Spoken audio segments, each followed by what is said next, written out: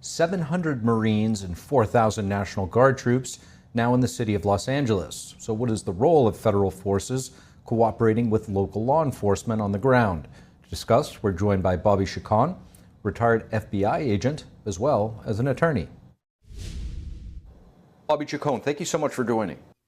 Thanks for having me. Of course, over 4,000 National Guard troops making their way deployed to Los Angeles, including 2,000 just last night, an additional 700 active duty Marines also being sent to the city to restore order.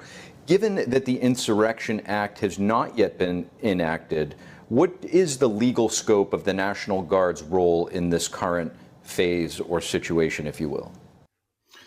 Well, the National Guard's role, normally we see them at national disasters like earthquakes and fires and things like that. So they're in a support role normally, and here they will be used to basically back up local police and protect property mostly. Like you won't see them, for example, making arrests. You'll see them protecting property around the federal building. They were yesterday in Los Angeles, and so their job is mainly as a backup, kind of a force multiplier in basically protecting against property crime and crowd control. I mean, you saw them deploy with their shields, with their helmets, with those big sticks, which are not meant to hit people with. Those sticks are actually meant to push people back. They're long and thin sticks. Sometimes you see them and people think they're weapons, but they're actually made to span a few people at once and to push a crowd back. So the National Guard is trained in crowd control of that type. They're not often deployed in that role, but they are trained in it, and it is one of their,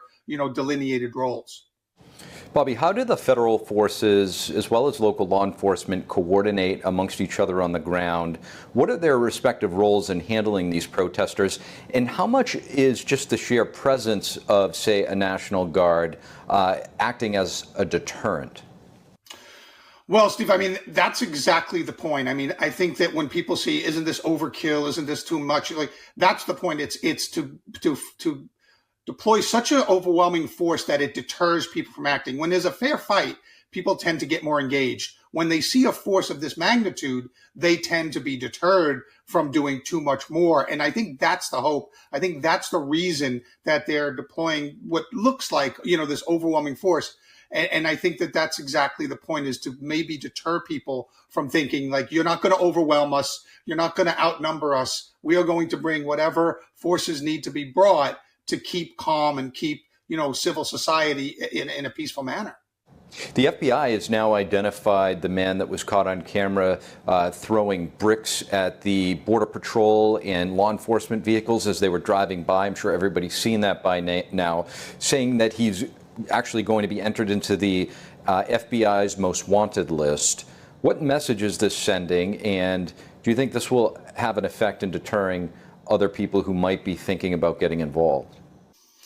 Well, I hope so. If they capture him quickly and they subject him to a prosecution that, charges that could bring a lengthy prison term, and you hear from the U.S. Attorney's Office, the federal prosecutor here in Los Angeles, that we are going to prosecute him and to the fullest extent of the law, that's where the deterrent will come from. When people start going, oh, they're serious. Because the problem has been, in the past, we haven't taken these things seriously. People have been rounded up sometimes, arrested other times, but always let go. The charge is dismissed, the charge is dropped to a lower level charge or something like that.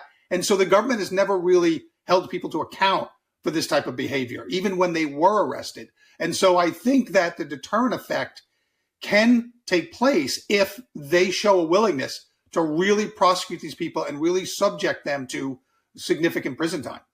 Now, lastly, some observers are comparing this moment to the emotionally charged protests of 2020. Very similar. People come out with a good, well-meaning heart, and then, the sun goes down, and there's a lot of bad actors that come out, or at least well-meaning in their own realm, nonviolent, back in 2020.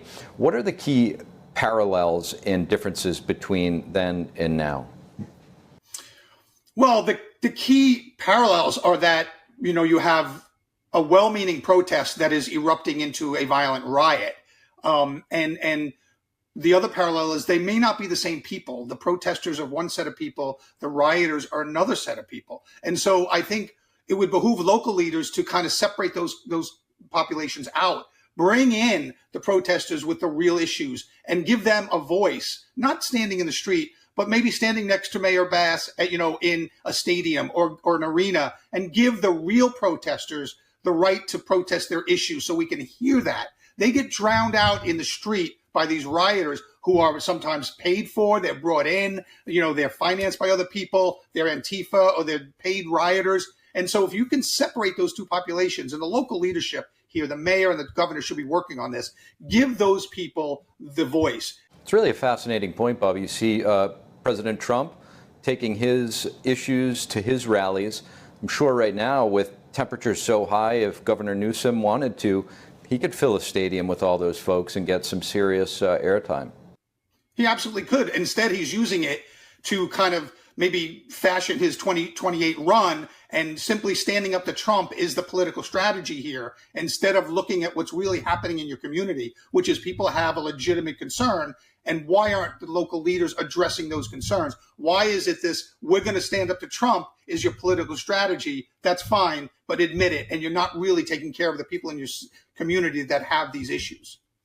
Retired FBI agent Bobby Chacon, thanks so much for joining. Thanks for having me. Anytime.